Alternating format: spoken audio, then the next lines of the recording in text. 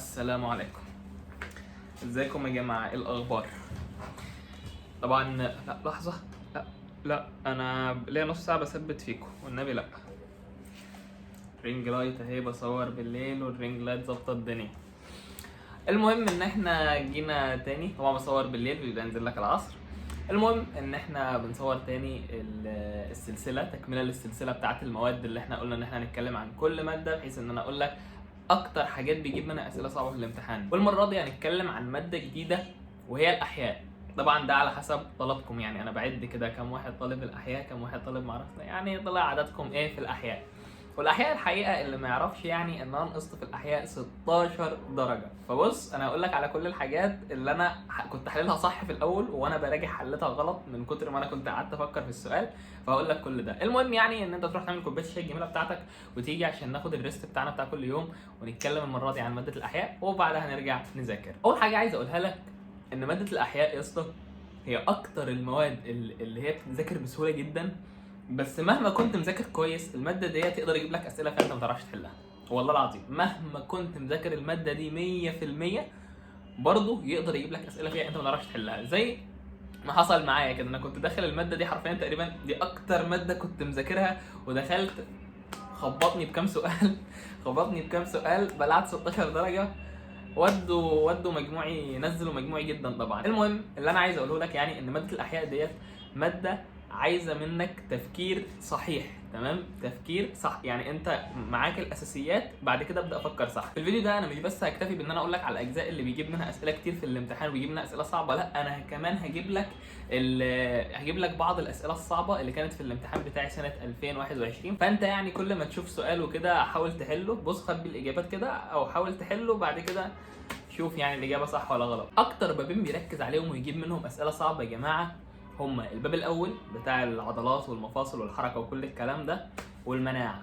دول اكتر بابين بيجيب فيهم اسئله رخمه. لا والباب الاول ده اكتر باب يا جماعه بيجيب منه اسئله رخمه قوي قوي. بص السؤال اللي انا هعرضه قدامك ده، السؤال ده انا تقريبا غلطت فيه، مش فاكر والله حلتها ازاي، بس السؤال ده انا تقريبا بنسبه كبيره هو اكيد غلطت فيه. بقول لك 16 درجه يا اسطى، فاكيد غلطت فيه.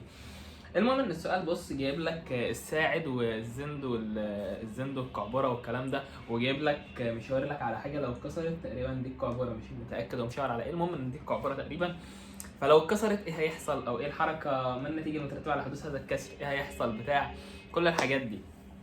فدي نوعيه الاسئله اللي بتيجي في الباب الاول. يعني مثلا اجيب لك سؤال تاني يجي في الباب الاول برضو بنفس الطريقه، سؤال زي اللي معروض قدامك ده مثلا. ركز كده واقرا السؤال وشوف الاجابات وبتاع وحل، حاول تحل. يعني لو ما كنتش قابلت السؤال ده قبل كده حاول تحل كده من دماغك.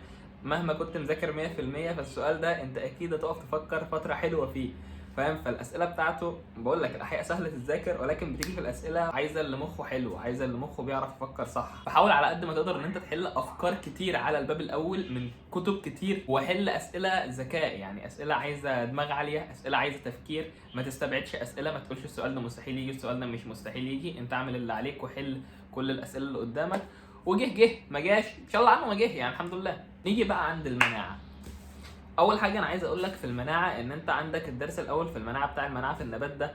في ناس كتير بتقول ان هو درس صغير وبتاع وبتكروته وما بتذاكروش قوي وبتركز على المناعه في الانسان. لا ركز على المناعه في النبات لانها مهمه. مثلا في المناعه اجيب لك مثلا سؤال زي اللي معروض قدامك دوت، حوار بتاع اي مما يلي يوجد في مستوى المناعه سي والكلام ده. السؤال ده انا فاكر ان انا عملته الهستامين، تقريبا عملته الهستامين وطلع الاجسام المضاده صح.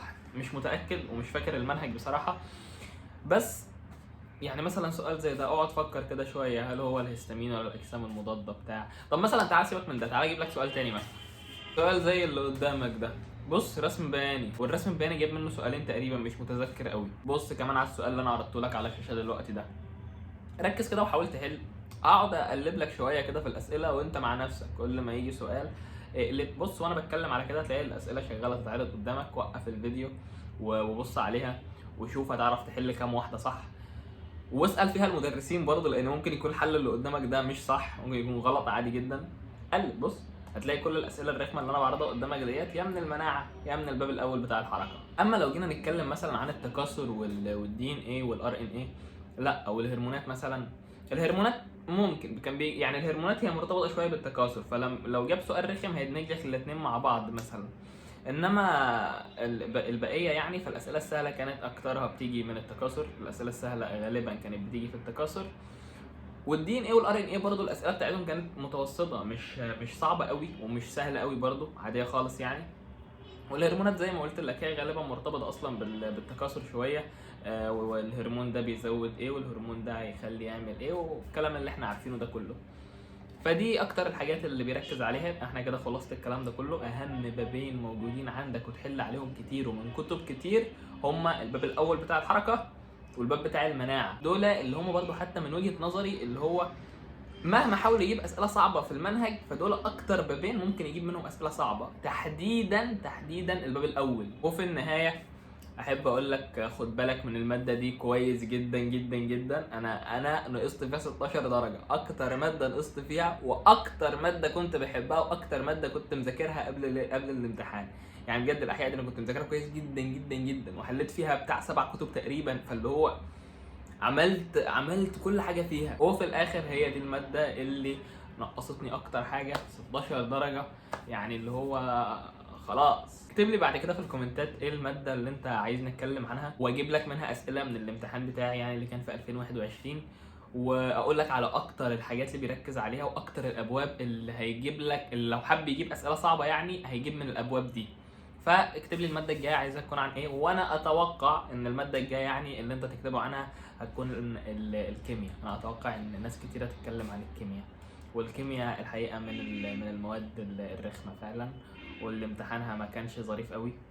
الكيمياء امتحانها ما كانش احسن حاجه يعني. وفي النهايه برضه ما تنساش تعمل لايك علشان الفيديوهات الجديده يجيلك نوتيفيكيشن ليها على طول وتتفرج على الفيديو. وطبعا لو انت كملت الفيديو لحد هنا اصلا، كملت لحد اخر حته في الفيديو، فانت من الناس المهتمه بالمحتوى اللي انا بعمله على القناه وبالمواد اللي انا بنزلها لك كل شويه. فلو انت وصلت لحد هنا فاكيد انزل اعمل لايك، لان انت اكيد ناسي مش هتعمل يعني. وسلام.